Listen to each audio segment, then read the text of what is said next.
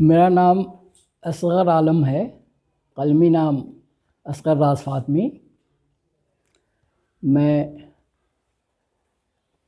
पूर्णिया महिला कॉलेज पूर्णिया में 1976 से 2016 तक मुलाजमत में रहा, एसोसिएट प्रोफेसर के अहदे पर। मैं उर्दू शोबे में था। उर्दू पढ़ाना लिखाना काम था मेरा। इसके साथ साथ कुछ लिखने पढ़ने का भी शौक़ जौक रहा काफ़ी बचपन से ही। तो पहले तो कुछ ऊट पटांग लिखता था। फिर हमारे उस्ताद मोहतरम प्रोफेसर तारिक जमीली साहब की सोहबत हासिल हुई। उसके बाद कुछ काम की चीज़ें लिखने लगा, नज़में भी, ग़ज़लें भी और कहानियाँ भी। मेरी सबसे पहली कहानी 1967 में सुबह 9 में शाया हुई। जा रहा हूँ, इसका उन्वान गूंज है। गूंज। दफ्तर जाते समय माँ ने पिताजी को एक लंबी फहरिस्त थमा दी। महीने भर का राशन, चना, चावल, दाल, गेहूँ, चाय, चीनी, बेसन, पापड़, तेल, घी, चाय की प्यालियाँ। पिताजी ने एक नज़र माँ की जानिब देखा और माँ शुरू हो गईं। अब चाय की एक भी प्याली इस्तेमाल के लायक नहीं है। कुछ बेकुंडे की हैं तो कुछ में दरारें पड़ गई हैं। घर में तो चल जाते हैं, मगर पड़ोसी या मेहमान आ गए तो देने में शर्म आती है। लिस्ट में लिख दिया है, कम से कम 6 तो ले ही लेना। पिताजी की नज़र फिर लिस्ट पर रेंगने लगी। साबुन, शिकाकाई, रिन, फिनाइल। पिताजी, क्या बेटे? मेरे लिए फ्रूटी ज़रूर लाना, छोटे ने दौड़ कर आते हुए कहा। पिताजी छोटे की जानिब देखकर मुस्कुराए और सर हिलाकर हामी भरी और फिर एक बार लिस्ट में खो गए। गरम मसाले, हॉर्लिक्स, लाल मंजन, हल्दीराम का भुजिया, छोटे का brush, stay free, saccharin, good night, coil. पिताजी ने लिस्ट को तह करके अपने ऊपर की जेब में डाल ली। माँ ने टिफ़िन और कुछ अदद छोटे बड़े थैले लाकर पिताजी के सामने रख दिए। उन्होंने सब थैलों को समेटकर एक छोटे थैले में डाल लिया और उस थैले में अपना टिफ़िन रखकर दरवाजे की जानिब बढ़े। माँ ने उनको फिर याद दिलाया, देखो जी, दम फूलने वाली गोली ज़रूर ले लेना, कल से फिर सांस फूलने लगी है। और हाँ, अब सामान सर पर लाद कर मत लाना, रिक्शा ज़रूर कर लेना और भुजिया हल्दीराम का ही लेना। पिताजी ने माँ की जानिब मुस्कुराते हुए देखा और बाहर निकल गए। अक्सर महीने की दूसरी या तीसरी तारीख को पिताजी के हाथ में एक लंबी फहरिस्त थमाते हुए ये सारी बातें माँ दोहरा देती। कई बार पिताजी रिक्शा का किराया बचाने के ख्याल से महीने भर का राशन खुद ही उठाए ले चले आते।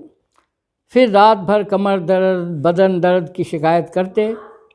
तब कई दिनों तक माँ सरसों के तेल में लहसुन लगाकर उनकी मालिश किया करती। 5-10 रुपये बचाने की उनकी इस नई आदत को कोसती रहती। पिताजी पहले ऐसे नहीं थे। शुरू से ही उनका हाथ खुला हुआ था। एक की जगह 5 खर्च कर देते। उनके इस अंदाज़ पर भी माँ उन्हें कोसती रहती। ये औरतें भी अजीब होती हैं। मुझे तो पिताजी पर अक्सर दया आती है। दिन भर दफ्तर में काम करते हैं, फिर आधी रात तक घर पर दूसरे दफ्तरों का काम निपटाते हैं। पूछो तो कहते हैं, छोटी अब बड़ी हो गई है, उसे ब्याहना भी तो है, काम नहीं करूँगा तो पैसे कहाँ से आएंगे। मैं नाम की छोटी, लेकिन हो तो गई हूँ बड़ी, इतनी बड़ी कि अब पिताजी को मेरी खातिर पैसे बचाने की आधी आधी रात तक काम करना पड़ता है। मैं सोचती हूँ मैं बड़ी क्यों हो गई, छोटी ही रहती।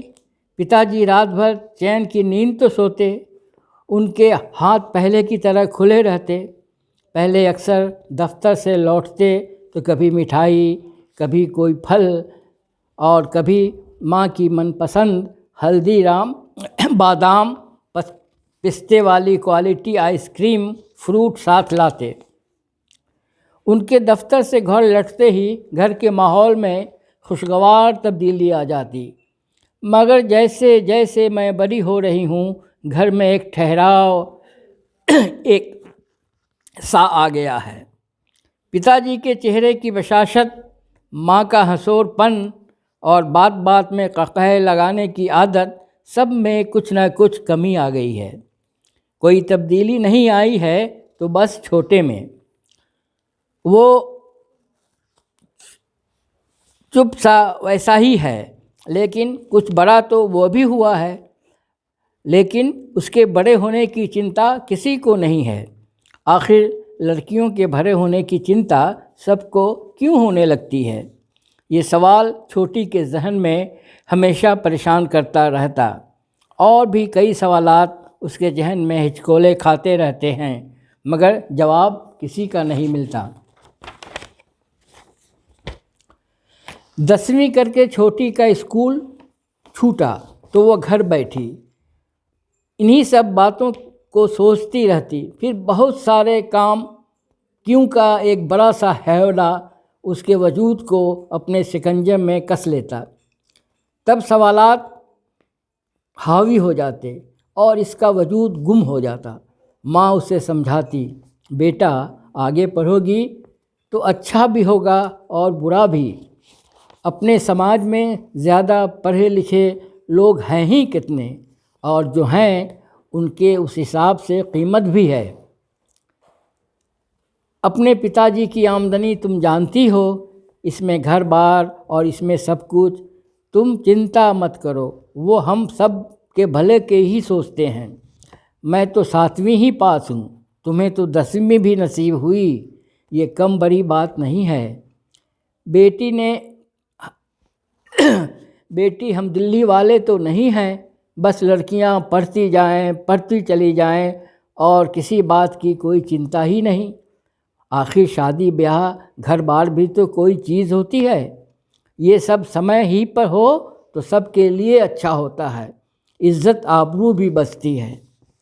माँ बेटी की गुफ्तगू का दायरा इन्हीं मौज़ूआत तक महदूद होता। छोटी इन सब बातों से इत्तफ़ाक़ नहीं रखते हुए भी कहीं कोई एहतजाज नहीं करती। हाँ, इतना ज़रूर सोचती और चाहती कि माँ बाप की खुशियों का बरगद उसके सर पर हमेशा कायम रहे। शाम होते ही घर में रात के खाने की तैयारी शुरू हो जाती। सबसे पहले दिन भर पानी में भिगोए हुए चने को मसालों के साथ कुकर में डालकर चूल्हे पर चढ़ा दिया जाता। छोटी चने की घुगनी बहुत लजीज बनाती। अक्सर शाम को जब उसके पिताजी घर लौटते तो चाय के साथ चना खाना पसंद करते। 2-3 सीटियों में चने खूब गल जाते। अगर चने गले हों तभी घुगनी खाने का मज़ा है। कहीं सीटियां ज़्यादा लग गईं तो फिर चने का अपना वजूद ही खोने लगता है। तब खाने वाले को बनाने वालों की दिलचस्पी और खुलूस से शिकायत पैदा हो जाती है। इसलिए छोटी कुकर की सीटी की गिनती में कभी चूक नहीं करती। ऐसा करने में उसे अपनी हुनरमंदी से ज़्यादा पिताजी के खुशी का ख्याल रहता। इसलिए वो उनसे मुंसलिक हर काम को इंतहाई खुलूस और होशियारी से अंजाम देती, ताकि उनके चेहरे पर टेढ़ी मेढ़ी लकीरों के बजाय बशाशत खिल उठे। यही कोशिश छोटी की माँ की भी होती। ये सब अंदाज छोटी ने अपनी माँ ही से सीखा था।